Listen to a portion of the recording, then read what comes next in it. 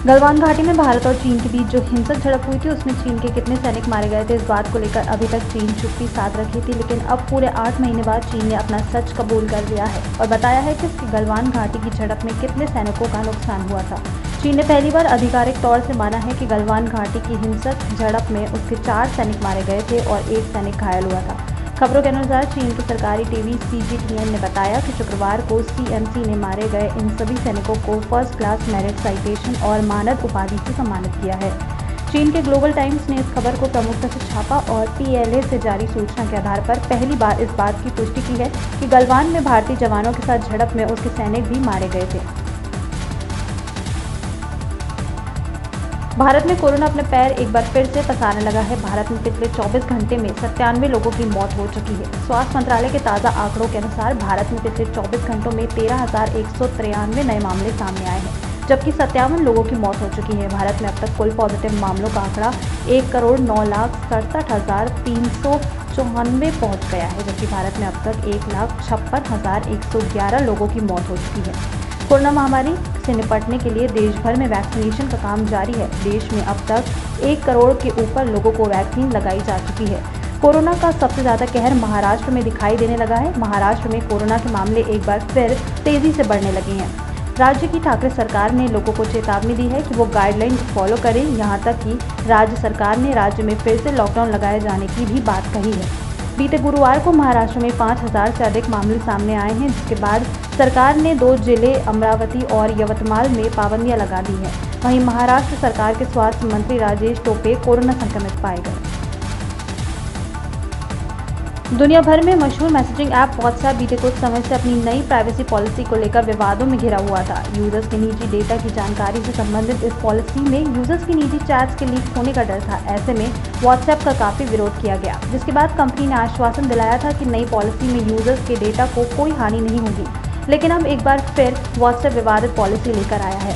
आपको बता दें कि व्हाट्सएप अपनी विवादित प्राइवेसी पॉलिसी को लागू करने वाला है। अब कंपनी एक बार फिर छोटे बैनर के माध्यम से भारतीय यूजर्स को अपनी नई पॉलिसी को समझाने की कोशिश करेगी। कंपनी की इस नई प्राइवेसी पॉलिसी को यूजर्स को 15 मई तक एक्सेप्ट करना होगा। पिछली बार की तरह ही इस बार भी पॉलिसी एक्सेप्ट करने के बाद ही आप ऐप का इस्तेमाल कर पाएंगे, नहीं तो आपका अकाउंट डिलीट कर दिया जाएगा। कोरोना महामारी से जंग के खिलाफ योग गुरु बाबा रामदेव एक बार फिर मैदान में उतर आए हैं। देश भर में महामारी की रफ्तार थोड़ी कम जरूर हुई है, लेकिन अभी भी इससे खतरा टला नहीं है, जिसे देखते हुए बाबा रामदेव ने आज प्रेस कॉन्फ्रेंस करते हुए कोरोना की नई दवा को लॉन्च कर दिया है। इस मौके पर केंद्रीय स्वास्थ्य मंत्री डॉक्टर हर्षवर्धन और केंद्रीय परिवहन मंत्री नितिन गडकरी भी मौजूद रहे। कोरोना की दवा की लॉन्च करते हुए बाबा रामदेव ने कहा कि पतंजलि कोरोनिल टैबलेट से अब कोविड का इलाज होगा। उन्होंने दावा किया कि आयुष मंत्रालय ने कोरोनिल टैबलेट को कोरोना की दवा के तौर पर स्वीकार कर लिया है। इसके अलावा उन्होंने पतंजलि की इस दवा के रिसर्च पेपर्स भी जारी किए हैं।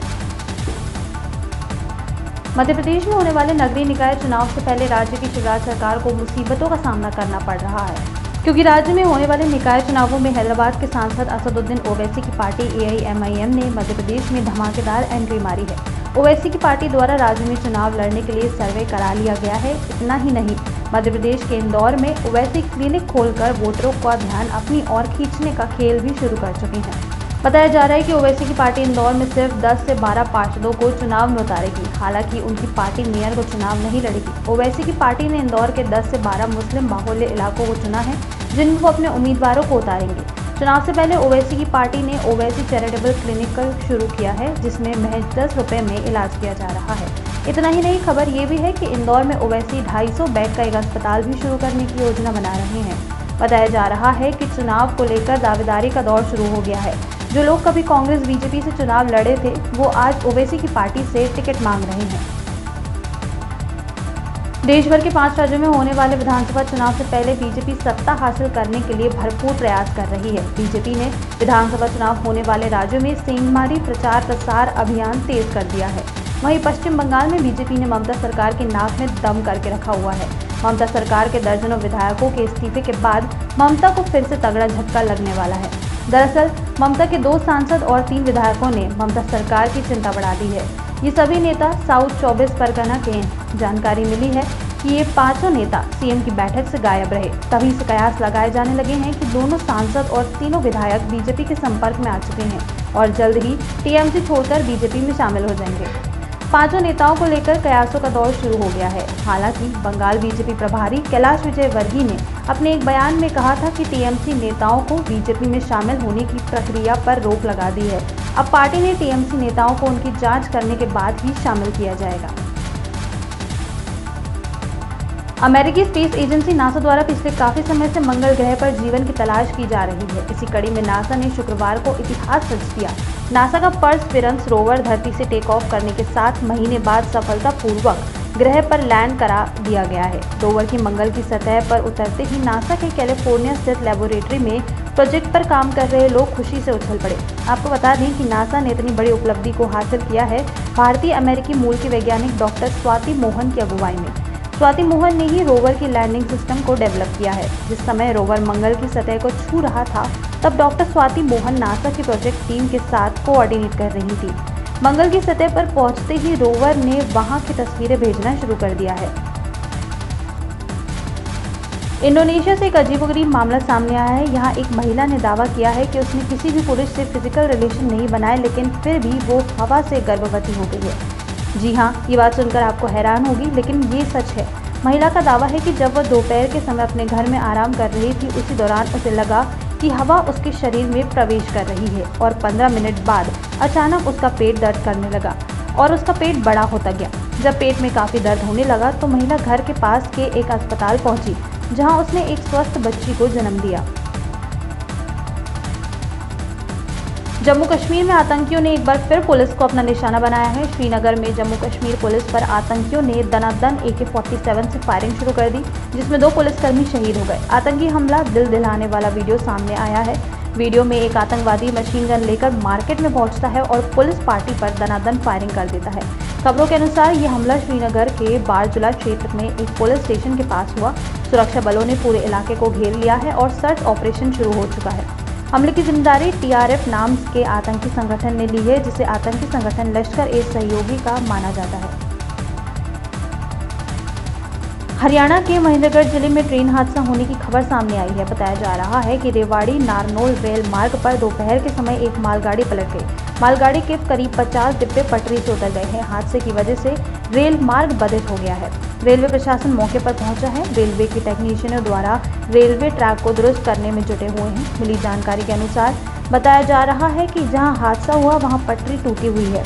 हादसे के कारणों का पता लगाया जा रहा है। मालगाड़ी रेवाड़ी से फुलेरा जा रही थी, उसी दौरान अचानक भीलवाड़ा के पास पलट गई। मालगाड़ी में 90 कंटेनर थे, जिनमें से 50 कंटेनर पटरी से उतर गए। मध्य प्रदेश की कमलनाथ सरकार को ध्वस्त कर बीजेपी में आए राज्यसभा सांसद ज्योतिरादित्य सिंधिया को आखिरकार मोदी सरकार ने बड़ा तोहफा दे दिया है।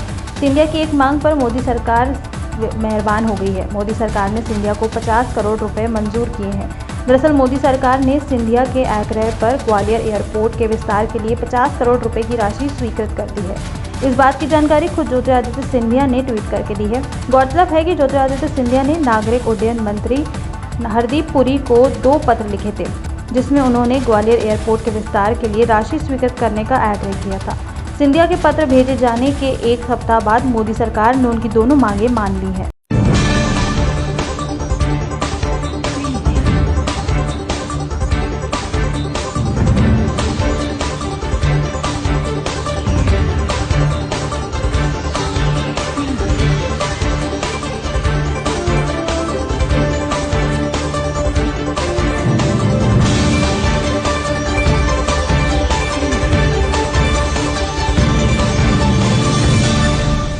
हमारे चैनल को लाइक और सब्सक्राइब ज़रूर करें। अधिक जानकारी के लिए लाइव इंडिया ऐप को गूगल प्ले स्टोर से डाउनलोड करें।